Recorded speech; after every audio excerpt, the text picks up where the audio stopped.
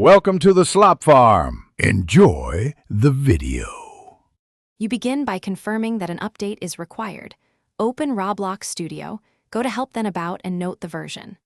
Once done, close the program and any Roblox processes in Task Manager so files can be replaced. Make sure Windows is up to date and you have about 1 GB free on your drive. This prevents interrupted installs. If an antivirus blocks installers, temporarily disable it, but remember to re-enable it afterward to keep your PC safe. You now download and run the installer.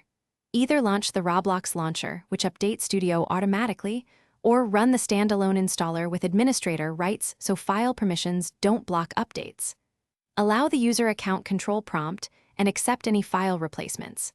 Watch the installer progress for messages about components or dependencies. If it asks to restart Roblox Studio or your PC, do so. Make sure the install finishes to 100% before opening. You finish by opening Roblox Studio and verifying the updated version under Help About, then load a small project to confirm functionality.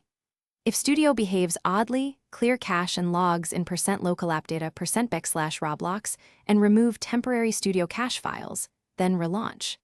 If problems persist, uninstall Roblox Studio, reboot your PC, and perform a fresh install as administrator. One key troubleshooting tip.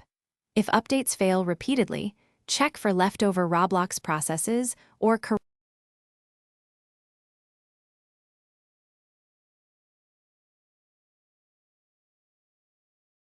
Thanks for watching.